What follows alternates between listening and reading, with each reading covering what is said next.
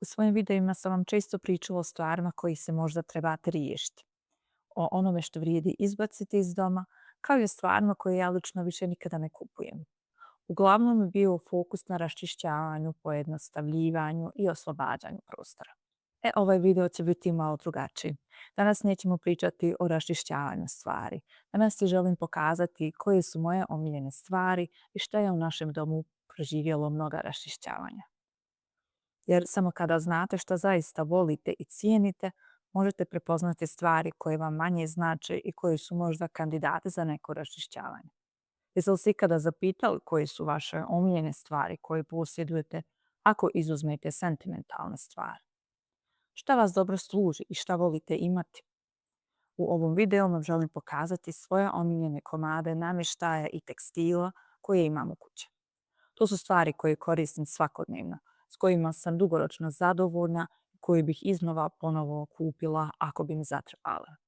Ali nisam ja uvijek razmišljala na ovaj način. Da biste bolje shvatile moju promjenu, moram vam ispričati jednu priču iz svojih tinejdžerskih dana. Imam jednu predivnu drugaricu Ditu, znamo se bukvalno od rođenja jer smo imali tu sreću da su naše mame prijateljice. Bile smo zajedno u osnovnoj školi, srednjoj školi, a kasnije u istom gradu na fakultetu. I kroz sve te godine nas dvije smo uvijek iznova spominjale naše mame kako su bile preslatke kada su nostalgično pričale o prošlim boljim vremenima. Znate one priče kako je prije uvijek sve bilo kvalitetnije. I uvijek kad bi se sastali, desila bi se neka priča tipa vidiš ovaj regal, on je star preko 20 godina. Pa ja takvu kvalitetu više nigdje ne mogu kupiti. I nije to bila samo priča o regalima. Uvijek se spominjala neka kvalitetna odjeća, kvalitetno suđe, kvalitetni gobleni. I ja i moja prijateljica smo uvijek tako slušale, smješkala se i to nam je bilo simpatično. Malo smo se izezali na račun tih priča, ali jednostavno mi kao tinejdžerke nismo mogli shvatiti da nije uvijek dobro ono što je moderno. Međutim, danas kad smo i Dita i ja blizu 40-ih i dalje smo prijateljice i same prilikom telefonskih razgovora komentarišemo onome što je dobro i što je kvalitetno i same prepoznajemo kvalitetu koja traje godinama. Potpuno razumijemo naše mame i zaista možemo potvrditi da kvaliteta vrijedi i da je treba čuvati. Ja sam Ines, supruga i mama. Na kanalu Malo minimalizma dijelim svoje lično iskustvo. Kako mi je minimalizam pomogao da usporim, pojednostavim svoju svakodnevnicu i dobijem više slobodnog vremena. Ako imate osjećaj da vam je dom i kalendar prepun i treba vam malo motivacije za raščišćavanje, slobodno zapratite kanal i potražite inspiraciju među mojim videima. I jedna mala napomena prije nego što krenem. Nemojte ovaj video gledati pasivno. Iskoristite ga kao priliku da uradite nešto za sebe i svoj prostor. Pronađite jednu ladicu, jednu policu ili jedan ormar, bilo šta, i krenite lagano raščišćavati dok gledate. Ne mora biti savršeno, važno je samo da počnete. Pa hajde da počnemo. Ovo je 20 stvari u našem domu koja su preživjela mnoga raščišćavanja i koje bi, ukoliko je potrebno, iznova kupila. Jeste li kada primijetili kako neki domovi, iako su čisti i uredni, izgledaju nekako natrpano i bezlično, kao neka kućica za lutke? Vjerovali ili ne, postoji nešto što dizajneri zovu efekat kućice za lutke. Kada je sav namještaj nizak, pa prostor izgleda vizualno skraćeno i nagurano na podu, baš kao u dječjoj igrački. Ništa u takvim prostorijama ne vuče naš pogled prema gore, nema neke vertikalne ravnoteže i prostorija nam izgleda kao vizualno skraćena. Zato ja vjerujem da se u organizaciji prostora trebamo fokusirati na visinu. Kada sve ide u visinu, prostor prodiše, djeluje urednije i prostranije. A moj apsolutni heroj u borbi protiv efekta kućice za lutke je klasik IKEA Bili regao. Ovo je vjerovatno najpoznatiji komad namještaja na svijetu. Nastao je još 1970. godine, a dizajner je prve skice doslovno nacrtao na poluđini salvete. Dobio je ime po IKEA-inom menadžeru Billiju koji je stalno ponavljao da ljudima treba prava i jednostavna polica za knjige. Danas se jedan Billy proda u svakih nekoliko sekundi. Ono što je genijalno kod njega jeste da raste zajedno sa vama. Možete mu dodavati nastavke, police, vrata, mijenjati mu namjenu. Na internetu postoji hiljade ideja kako od običnog bilija napraviti luksuzne ugradbene police kao iz filmova. On nikada ne pokušava biti trend, ali već više od 40 godina izgleda savršeno u svakom domu. U dječjoj sobi imamo dva manja Billy modela s dodatnim ladicama koje su spas za veće igračke. Izvana sve izgleda tip-top, a unutra stane je čitav svemir. Te modele sam baš dugo željela, a onda sam ih sasvim slučajno na Willhabenu našla besplatno. Žena ih je poklonjala zajedno sa ladicama jer više nisu trebala. Čisti win-win. Sljedeća stvar bez koje ne mogu zamisliti svoju svakodnevnicu jeste Dyson usisivač. Oko njegove kupovine sam baš dugo razmišljala zato što njegova cijena iskreno boli. Međutim, na jednom sniženju sam prelomila. Odlučila sam da kupim Dyson V12 Tech Slim Absolute u zlatnoj boji. I nisam se pokajala na sekundi. Nije jeftin, ali kada su u pitanju stvari koje koristim bukvalno svaki dan, spremna sam izdvojiti više za kvalitetu. Otkako je on ušao u našu kuću, usisavanje od dosadne obaveze postalo lagano, pa čak i prijatno. Toliko je praktičan da ga i djeca koristi s lakoćom i često sami usisaju. Prije kupovine moj najveći strah je bio da ću prilikom usisavanja pokupiti neku malu Lego sitnu igračkicu ili kockicu koju neću primijetiti i onda će se usisivač pokvariti. Međutim, to mi je se desilo više puta u nepažnji, budući da su neke Lego kockice bile prozirne i usisivač je preživio svako takvo usisavanje. Ima dvije funkcije koje me apsolutno oduševljavaju. Prva je pametni senzor koji pojačava snagu usisivača čim detektuje mjesto na kojem se nalazi više prašine i sam tu snagu smanji kada završi posao. Druga je njegov laser koji tako savršeno osvijetli svaku česticu prašine na podu da dobijete nevjerovatnu motivaciju da očistite sve do posljednjeg ćoška. Tako da definitivno je najzanimljivije usisavati u mraku. Najviše mi znači za ona teško dostupna mjesta. Ispod kreveta, sofe i u svim onim skrivenim zonama koje su prije zahtijevale gimnastiku. Iako prašina ne nastaje na podu, pod je najveći rezervoar prašine u kući. Redovito usisavanje ima ogroman domino efekt na čistoću cijelog doma. Ako redovito i pravilno usisavate, možete smanjiti količinu prašine na policama i namještaju za čak 30 do 50%. Moja 3 zlatna pravila za manje prašine u našem domu su sljedeća. Sve čistim od vrha prema dole. Prašinu brišem prvo sa polica jer znam sve što padne na pod bit će kasnije usisano.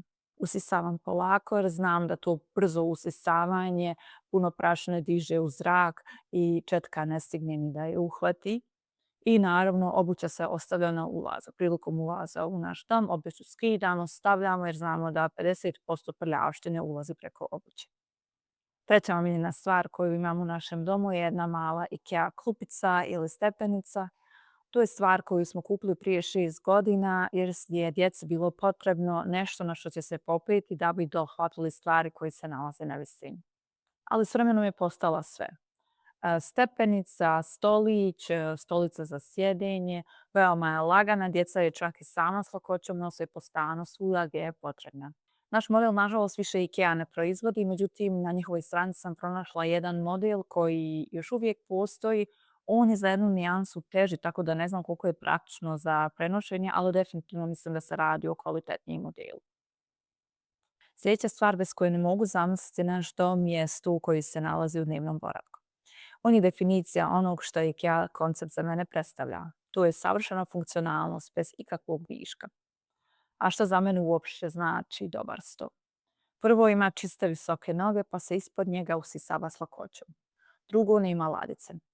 Prilikom kupovine nas često privuku stolovi sa sakrivenim ladicama i pretinцima, ali budimo iskreni, za mene te ladice uvijek nekako služe da u njih spremam stvari koje mi možda ne trebaju. Uvijek se bojim da će se u njima na kraju nalaziti puno nereda. Dugo sam gledala ove predivne stoliće na shopu Sklum, ali se nikada nisam odvažila da neki naručim. Na kraju sam shvatila da mi je ovaj sasvim obični IKEA stolić predivan i da se savršeno uklapa u strepezarijski stol iz IKEA koji već imamo. A njegova kupovina je bila čista sreća. Zaista volim IKEA najviše iz toga što veoma često organizuju fine događaje za djecu i druženja koja su lijepa i namijenjena za cijelu porodicu. Pa često iz tog razloga bacim oko na njihovu stranicu da vidim šta pripremaju novo. Tako smo se jednom prilikom mi kao porodica prijavili za neki kuharski workshop u kojem su djeca po cijeloj IKEA-inoj radnji posjećivala različite stanice koje su uvijek imale veze sa kuhanjem. I pošto smo uspješno obavili sve te zadatke koje smo morali obaviti. Na kraju smo dobili neke torbe na poklon, besplatni ručak za nas četvero i popust od 20 eura na iduću kupovinu. Znate onaj dio u IKEA na kojem se prodaju stvari koje su bile izložene ili stvari koje se nalaze u dobrom stanju, ali neko ih je vratio. Taj dio je uvijek malo nekako skriven sa strane i to je omiljeni dio u IKEA za mene i moju sestru i mi ga zovemo IKEA pijaca. I baš na toj našoj pijaci, na dan kuharskog festivala, moj suprug i ja pronađemo ovaj IKEA sto. Bio je snižen za 50%, napravljen je od punog drveta, a mi smo ga na kraju s pomoć tog kupona kupili za pravu sitnicu. Sljedeća stvar koja olakšava moju svakodnevnicu ponovo dolazi iz IKEA, a to su IKEA korpe za bijeli regal. Jeste li ikada čuli za minimalističku teoriju o vizualnim podržajima kod djece? Naša djeca provode i po 7-8 sati u školi ili vrtiću okružena stalnim stimulansima, bukom, šarenilom, ekranima i informacijama. Kada dođu kući, njihovom nervnom sistemu je očajnički potreban odmor. Zato ja za njihovu sobu namjerno biram mirne tonove i prirodne materijale. Izbjegavam previše šarenila na prvi pogled jer želim da ta soba bude njihovo mirno utočište. I tu dolazimo do mog apsolutnog favorita za organizaciju. Ovih IKEA pletenih korpi koje savršeno pašu u klasični bijeli regal. One su za mene čista magija iz 3 razloga. Prvo, napravljene su od prirodnih materijala i unose tu neku toplinu i mir u prostor. Drugo, sve ove jarke šarene igračke su vizualno sakrivene, pa soba odmah izgleda uredno i opuštajuće. A i treće, djeca ih vole jer su veoma praktične. Budući da smo unutra napravili odličnu organizaciju, oni tačno znaju šta se u kojoj korpi nalazi, pa i pospremanje igračaka lagano. Ove kutije su odletnih dimenzija. Dovoljno su velike da u njih stane gomila igračaka, a opet dovoljno male i lagane da ih djeca mogu sama uzeti i odnijeti u dnevni boravak ili tamo već gdje se žele igrati. Kada završe, samo pokupe sve unutra i vrate korpu na mjesto u bili. Ponekad preuređenje dječje sobe nije u tome da kupimo više igračaka, nego da im vizualno damo prostor da prodišu. Još jedne organizacijske kutije koje imamo su obične bijele kutije iz IKEA koje koristimo za kablove i uređaje. Minimalne su, ali funkcionalne i pomažu da vizualni nered nestane. Ima ih u raznim veličinama, pa su odlične za međusobno kombiniranje. Ove lanene zavise koje se nalaze u spavaćoj dječjoj sobi su H&M Home. Djeca imaju bijele, a u spavaćoj su bež boje. Jeste li znali da materijali koje koristite u vašem domu mogu mijenjati vašu energiju i vibraciju cijele prostorije? Ali to ne mislim samo estetski. Postoji jedno fascinantno istraživanje iz 2003. godine koje je proveo dr. Jelen, koji tvrdi da svi materijali imaju svoju frekvenciju. Naše tijelo u zdravom stanju ima frekvenciju od oko 100 jedinica. A znate li koliko frekvenciju ima polijester i plastični umjetni materijal? 0. Oni doslovno crpe energiju. S druge strane, lan je apsolutni šampion prirode. Zato kada stavite lanene zavjese na prozore, vi ne dobivate samo onaj predivan prozračan estetski izgled. Kroz lan prolazi i zrak i svjetlost, a zbog njegove visoke frekvencije vjeruje se da unosi mir, podiže energiju prostora i pomaže nam da se osjećamo opušteniji. Ako se stalno osjećate umorno u kući, pogledajte oko sebe. Možda vas guši polijester, a sve što vam je treba malo čistog, visoko vibrirajućeg lana na prozorima. Iduće stvari koje volim da koristim i koje svakodnevno koristim dolaze ponovo iz IKEA. Tu se radi o pamučnoj posteljini i o perjanom jorganu. Meni je bitno da su posteljina i jorgan od prirodnih materijala i prezadovoljna sam sa ovim iz IKEA koji je kombinacija pamuka i perje. Iza perjane jorgane me vežu uspomene jer kada se sjetim svog djetinjstva, veoma često se sjetim osjećaja kojeg sam imala kada idem na konak kod svoje bake. Ona mi je za pokrivanje uvijek davala jedan perjani jorgan. Taj osjećaj kada legnem u krevet i ona me pokrije s tim jorganom je definitivno fantastičan i veoma ga se rado sjećam. On je bio tako lagan, tako topao, tako da sam se odlučila da i u svom domu danas, nakon skoro 40 godina, ponovo proživim taj osjećaj. Ako je vaša posteljina napravljena od polijestera i sintetike, vi zapravo cijelu noć svoje tijelo umotavate u plastiku. Moj sin mi je s 4 godine održao lekciju o kvaliteti materijala, a da toga nije bio ni svjestan. Znao mi je reći, neću tu posteljinu, daj mi onu koja hladi. Bila sam u šoku kako tako mali dječak primijeti razliku. Kod nas su sve posteljine 100% pamuk, a taj njegov stari dječji model je naprosto savršen. I evo još jedne zastrašujuće činjenice. Ako bacite majicu od polijestera u smeće, njoj će trebati i do 200 godina da se razgradi jer je to u osnovi plastika koja se samo pretvara u mikroplastiku. S druge strane, majica od 100% pamuka će se u prirodi potpuno razgraditi za samo par mjeseci. Birajući pamuk, ne čuvamo samo svoju kožu, nego i našu planetu. Iduća stvar koju volim i bez koje ne mogu zamisliti svoj san je moj omiljeni velpur jastuk iz Iska. Priča o ovom jasu koji je istovremeno i priča o jednom malom porodičnom ratu. Starijem sinu sam u jednoj Isk filijali u Bosni i Hercegovini kupila jedan tanji model velpur jastuka. On je rekao da se njemu taj jastuk ne sviđa i da mu ne paše. Ponovo taj model isti ponudi svom mužu, on kaže da ga ni on ne želi. Mlađi sin je tada bio premalo, tako da njemu taj jastuk nije pasao i onda ja kao mama, svima sam ponudila, niko ne želi, onda ću ja uzeti sebe. Međutim, nakon prve noći mene je taj jastuk toliko oduševio da ja nisam mogla zamisliti da spavam na bilo čemu drugom. Šta se dešava? Malo po malo vidim da svi članovi naše porodice polagano uzimaju moj jastuk i iskoristavaju svaki moment da legnu na njega. Kada se starijem sinu svidio taj jastuk, ja mu naravno kažem uzmi ga sebi, sad je tvoj, ja ću sebi kupiti novi. Odim u trgovinu da sebi kupim jastuk, kaže muž hoćeš da kupim i tebi? On kaže ne treba, njemu ponovo neće da prizna se njemu sviđa. Kupim sebi, a vidim da ponovo oni dolaze i uzimaju moj jastuk. Tako da sam isti kupila i mlađem sinu, mislim da ću uskoro kupiti i mužu da se ne bori više samo.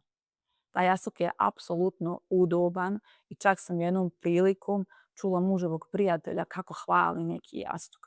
Ljudi je toliko oduševljeno hvalio taj jastuk da sam se ubacila u priču i pitala o kojem ti jastuku pričaš, ali pretpostavljala sam da se radi o tom jastuku. I on kaže, velpur jastuci iz Iskra. Mi ga imamo svi u kući, svi smo prezadovoljni. I zaista je tako. Moj sin i dalje kada ide nekome na konak, ponese taj jastuk sa sobom. Stvarno je jedan od rijetkih jastuka koji mi potpuno odgovara za spavanje. Ne propada, drži oblik i svaki put kad prespavam negdje drugo shvatim koliko sam navikla na taj jastuk. Njegova redovna cijena iznosi oko 40 eura, međutim ja sam ga svaki put kupila na sniženju za 20 eura. I da naglasim, ovo nije nikakva plaćena reklama od strane Iska, ali dragi Iska, ako slušaš, obradovao bi se još kojim pomalo.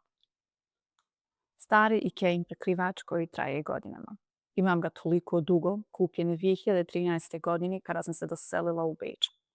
Ovaj model Ikea više ni ne proizvodim, ali i dalje izgleda prelijepo. Uvijek mi daje osjećaj topline doma i udobnosti. Volim ga jer je dosta tanak i ko zna koliko puta sam ga oprala i svaki put je se osušio za čas. Ikea trenutno ima sličan model koji je malo deblji od mog.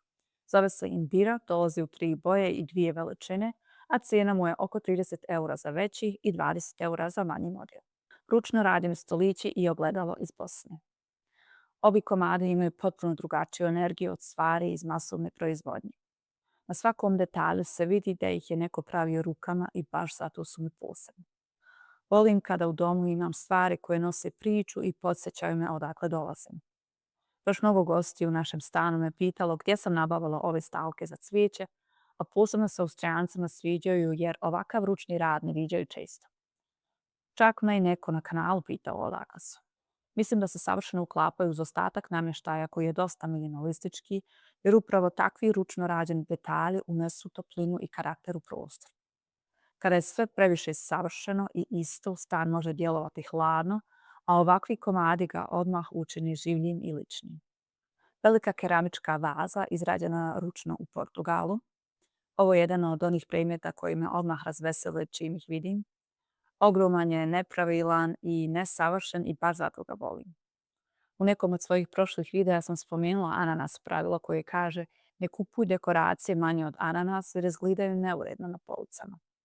Ja mislim da se nijednog pravila ne treba držati uvijek niti 100%, ali ova vaza je definitivno to upravo potvrdila. Da je manji možda ne bi bio tako poseban. Okvir za slike sa dječjim crtežima. Njih baš volim jer moja djeca konstantno donose nove radove, a ovako mogu da ih često mijenjam bez da stari završi izgužvan u nekoj ladici. Unutra čuvam stare crteže, a uvijek vani stoji neki koji je aktuelni favorit. Na internetu često vidim kako ljudi prave sami takve okvire, ali iskreno ja sam ih nalazila po radnjama za par eura i baš su praktični. Jedna od onih sitnica koje odmah naprave razliku u prostoru. Ali isto tako mislim da dječji crteži lako mogu izgledati haotično ako su zalijepljeni selotejpom po frižideru, vratima i zidovima na 100 mjesta. Muzeji su posebni upravo zato što imaju prostor između umjetnina. Nije sve nagurano jedno preko drugog. Tako i kod nas. Imamo samo 2 okvira, jedan za svako dijete i baš zato svaki crtež u njima izgleda važnije i posebnije.